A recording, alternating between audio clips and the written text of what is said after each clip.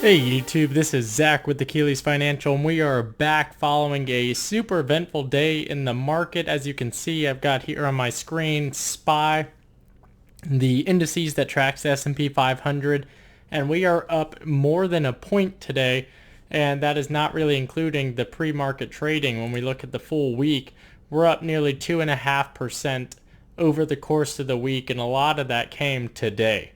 That being said, one of the things that I want to let you know is that we do have some key economic data coming out the second half of this week. We've still got things associated with the riots and the protests that are going to potentially be affecting the market, as well as the China trade tension. So still a lot going on, yet we keep seeing the market go up. So what is going on there? What's happening, and why does my buying power say negative $119,000? So these are some of the questions that I have today, and I really want to walk through with you. So to address the elephant in the room, or what you see here on the screen, as you can see, it says that my buying power is essentially negative $120,000, where I think the most that this account has ever seen has been maybe $7,000 or $8,000 over the years. So why does it say this? Well, there's a simple answer to that, and that is simply I did a SPY debit spread earlier this week, and those are now being called in upon today. So as you can see, I've got that call signed. I actually made $25 for something that cost me $75. I'm going to get $100 back with a $25 profit. However, those two options have not fully exercised at this point in time. So my buying power is negative $120,000 associated with margin there. So a little terrifying to see that when you first get on. I did not know that was how it worked because I've never had an option expire of this caliber where it didn't just show up in my account, probably because I was asleep when it happened. But it's okay, so that's what we're seeing now. So that being said, what else is going in the market this week? What's going on? Well, we've seen over the course of the past month that nothing is dampening the approach or the effect that SPY is having. But there's a key thing that we need to be watching here. These other companies are catching up where traditionally the tech teams have been leading. So if you look at Facebook, Facebook is a part of the S&P 500, and you can see that over the past month they're up 13%, past 3 months 22%. They're holding up pretty well over the course of the past week, including today, even though they're down a little bit. Apple, another big company that's a part of the SPY, as you can see, they've done pretty well over the course of the past month, but again, they're holding up. A lot of these companies are back to record highs. So if they are capable of doing it, now we're seeing a case of a lot of the smaller companies catching up. So as they even out and some of these tech stocks start to reflect, hey, we're back at record highs, we're not going to see the 10% month over month growth. These other companies are what's keeping the S&P 500 at the levels that it's at, if not continuously rising. So the question is, when is it going to boil over? When are we going to have a negative day? Again, this day ended positive, this day ended positive, positive, positive. So even this day, well, it says negative. I think it actually may have ended right above, and then there was after I was trading that changed it. So we keep seeing all this negative news, but it keeps going up. And that leads to what other news could affect this that we have going on this week.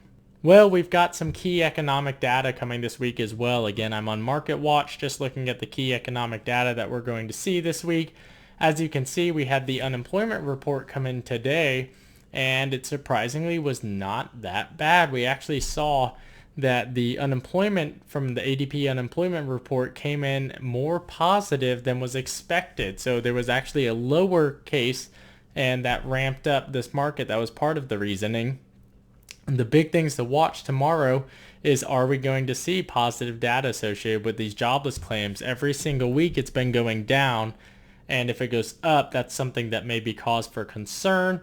I don't think that any of the protesting is going to be reflected in this report, so I wouldn't really worry about this too much. It may rattle the market, but really I just think it's a little too strong there. Something that may be enough to rattle the market is going to be the unemployment rate that they announce on Friday.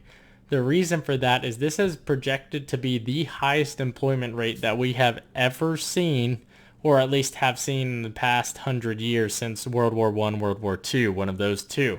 So that being said, if we anticipate seeing that, is it going to rattle the markets? I think if we come in over 20%, we are going to see that reflected in a lot of the market, even though that is a rate that is not forward looking. That's going to be reflective as of the May time period. So just be aware of that. I think that these two could have the capability to move the market, as well as China news.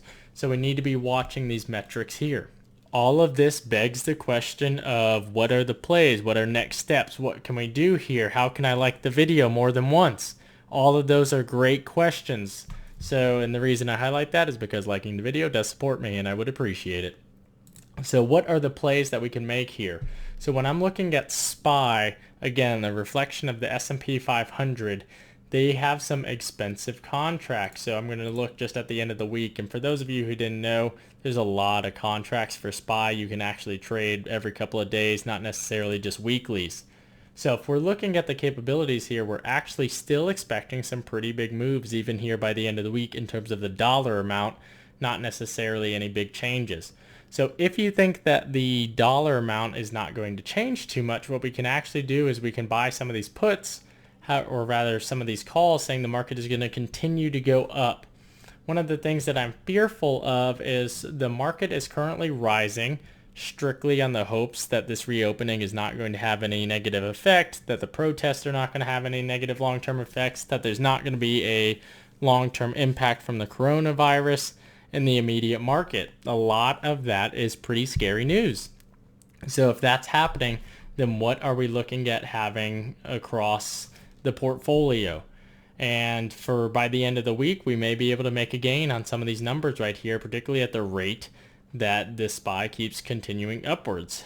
On the reverse side, by the end of the week, for nearly the same price, if not a little bit more expensive, we're seeing that same movement down. So it is very evenly weighted, and that is pretty reflective of how the market's been, is it's 50-50 bulls versus bears, and we've got the capability to go up or down. The worst thing that I see right here is there's really not a great opportunity here for a strangle, just because the reason I say that is I don't think we're going to see a 5-10% move either direction. I do think we're going to see a 1% move by the end of the week on either direction. One of my concerns with doing something like this is for $350, I have to bet that we're going to see a big swing. So I don't really like that approach right here.